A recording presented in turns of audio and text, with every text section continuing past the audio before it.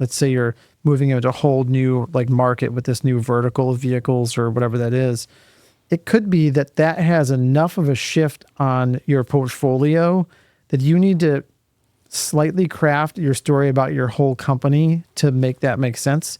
And so it might be that you're not just doing this launch campaign for this product, that you are also refreshing your brand campaigns, updating your website more broadly than just a new product page. So there's a whole suite of things that has to happen there to make the story make sense for the whole company and the audience that's going to buy it. Welcome to The Inventory, the show designed to give OEMs and dealers like you actionable insight on channel marketing. From co-op programs to product portfolio design, we'll arm you with the information you need to excel, to enter new markets successfully, to build lasting OEM dealer relationships, and ultimately to move more inventory. Let's get started. Hey everyone, on today's episode, we are joined by Brian Cole. Brian is a director of marketing strategy here at Element 3, and we are going to talk about how marketing can be an enabler for both product, sales, and distribution all throughout the cycle of your business as you bring new products into market.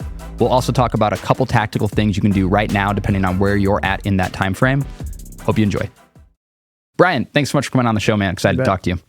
At a high level, can you start with setting the table for what we're talking about today in regards to product launch? Yeah, totally. I think the best way to say it is that, if I'm speaking to heads of marketing who are fighting for relevance and trying to get the most out of the seat at the table they have at the leadership of their companies, when it comes to launching products, what I would say is you are an enabler to those other go-to-market partners in the business that have really important critical roles. The product team who's developing new products, and then the sales and your distribution network who are getting those in front of customers. So in addition to the sort of always-on marketing things that you're doing, putting new products in the world involves front-end and back-end things that you should be doing to make their jobs easier. Cool. Let's just go into both of those, front-end, back-end. Which side do you want to start on? Let's start with the front-end. Okay. When I think about a marketing team helping a product team launch a product, it is mostly front-end intelligence. So this is sort of a somewhat obvious, but maybe not commonly remembered thing. But I think that every product for these manufacturers should be something that closes a gap or opens a door in the portfolio so that you can reach the customers you want to reach or avoid the competition you want to avoid. So what marketing should be doing is helping that product team know, what does the market think about your products now? What do your customers think about your products now? What is your competition doing? How are your current products performing? Are there sales dips? Are there things going up, down in your metrics on your interaction with people? Talking to customers, getting feedback. All of that information should be fed to that product team so they can make faster, better decisions about how to close gaps or open doors in their portfolio. A couple of things went through my head. I think to make the close gaps or open doors part, a really easy way to think about this is to consider if you're entering like a different class. Yeah. So if in the RV space, you're moving from maybe a towable to a motorized, or if you're a commercial vehicle manufacturer, maybe you've always made class 4 trucks and you are going to try to get into long haul and you're going to go class 7, 8. Totally. To open up a new market for you. On the flip side, maybe you're a dominant player in the space and you're seeing disruption happen in adjacent markets and you're saying, I want to shut that door before I get disrupted. There's a thing that went through my head. And then I think the other piece here is what you're really describing is being like a product research arm. And in today's day and age, being able to use connected devices and all sorts of information that you can gather from telematics and tons of things that you can do. Marketing actually, I feel like what you're saying, tell me if this is wrong, has a responsibility to take all of that information they're getting from the marketplace, be that from things like connected devices, but also through interaction on current advertisements and what's selling well, and like distill that down to make it actionable for their product team to then go develop things for. Yeah, 100%. And I think, we're talking, the words we're using are about we're launching a new product into the market. But something to remember is that is just one part of managing a portfolio over time. And that product team is thinking about what products do we sell? How does that tie to our strategy, our business goals, the customers we're trying to reach, the market we're trying to own? Sometimes product launch might be you are sunsetting one product and replacing it with a different one. Well, sometimes it might be you're adding a net new product. And so it's not only what does everyone need to know about this product, but how does that fit with the rest of the products? Like what is the thing that you maybe are replacing on a different product? Sometimes it's just a generational update of a product. So it's a renaming of a product. Could be, like you said, you're going into a whole different like market space. All of those are going to be sort of different volumes of product launch, but they all require that intelligence to know that you're going to release a thing that hits the audience it needs to. Yeah, it also reminds me of one of our clients. They've built their business on continually updating their product versus in their industry, it's much more common to have model year turns. Totally. And the way that marketing has to perform to enable that business is totally different than somebody who's got every April 1, we release the next product year. Yeah, and I think that there's a little bit of a risk in thinking of research intelligence for product launch being a thing you do, when the product team says they're going to launch a new product. It should not be a reactionary activity. That should be sort of an always-on engine that you're running to keep them informed about things that you're seeing so that you can help them make those decisions about when to do it, not just, whether they're doing the right thing and they've already decided. Last one, and then I want to jump into the sales side of this and talk through that. But you and I were lucky enough to go up to a major furniture manufacturer and tour their space. And it was very interesting seeing the way that they do product development. Yeah. They like set a whole theme and like what is the idea behind where all of our products are moving. And then they start to break that down by product line. And for them as a furniture manufacturer, they have a very broad set of SKUs, really. Yeah, and they had a clear story about every product that they could tell. And that story was not something that, they made the chair and decided what this is about. That story goes all the way back to what need is there?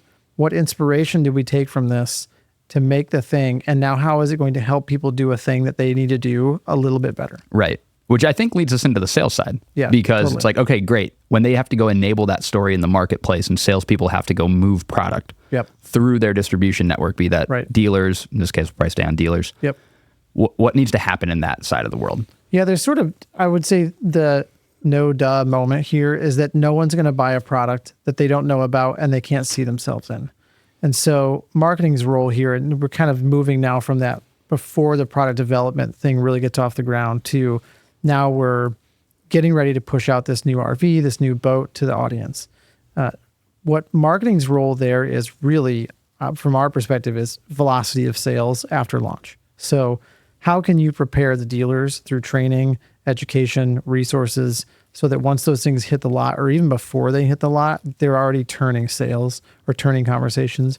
What can you do with sales to make them enabled to start having conversations even before the thing is out about what's coming, why you're launching it, and telling that story about the product? The other thing is then you get into like the marketing, co-marketing programs with dealers in your distribution network, ensuring that you are getting the right change to your brand messaging if necessary. You mentioned earlier, let's say you're moving into a whole new like market with this new vertical of vehicles or whatever that is.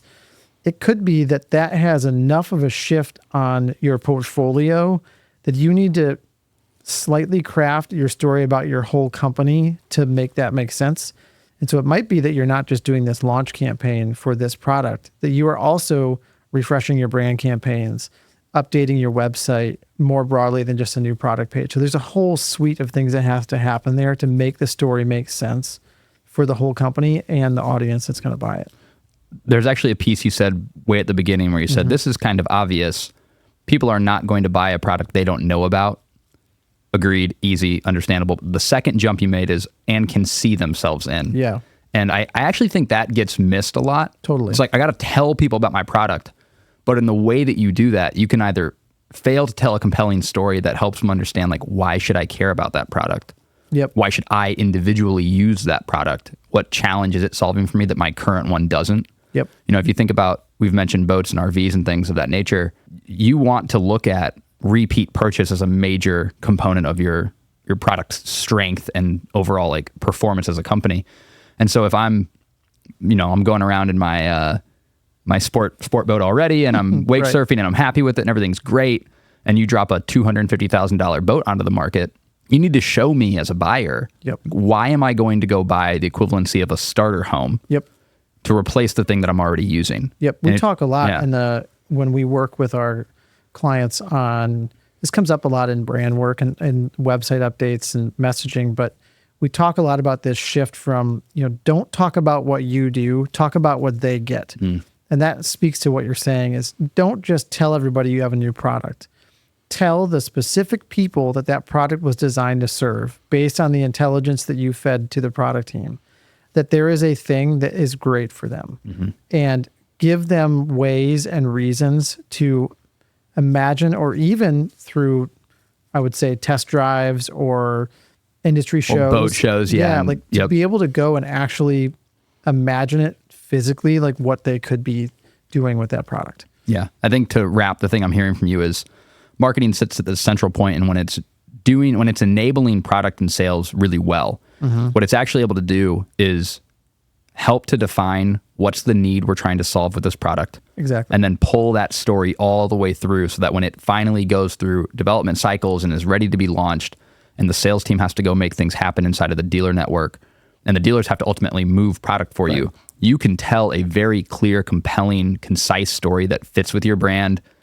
Doesn't need to be that like, oh, that's a stretch moment, but it's rather like, oh, that's seamless. It makes a bunch of sense. And now you're moving product. Yeah. And what, we won't spend a lot of time on it now, but then you're starting the cycle again. At that point, now you get back into the intelligence and say, what did dropping this new product in the market do to what the perception is of the whole portfolio? Does a new gap open? What does the competition do to react to this product? Do they launch something that's just like it? Now what do we do?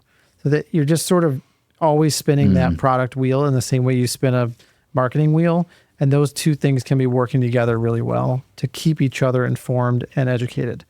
Cool. So Brian, as we get close to wrapping here, you, I know, came prepared with a couple of tactical things people can go do immediately. Sure. You want to go over those? Yeah. So for companies who are out there, marketing leaders out there who are in the middle of preparing for a launch, if nothing else, go make sure your dealers have everything they need. I would focus on your highest performing dealers, those like top dealers everyone has, they're like main dealers. Yeah, the 20% who are doing 80% of the value. Find out from them if they have everything they need that would make them feel very successful in getting a new product on their lots. And if they have things that they want more of or need differently, go do those things as fast as you can and then get it to every other dealer. If you're not in that moment, you're just sort of on the bottom side of that research cycle, I would go and start to build a framework for product intelligence and market intelligence that you can be feeding back to that team on the product side all the time.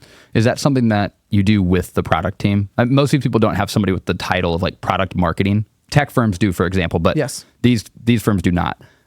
Is that like a joint venture of sorts between product and marketing? Yeah, I would imagine that there are product leaders in these organizations, most of them who are already thinking about these things and could use a partner to go and source those things and find the right things from them. Great. So go to your product leader. Yep. Ask them about this and start building that framework. Yep. Go be a team. Awesome.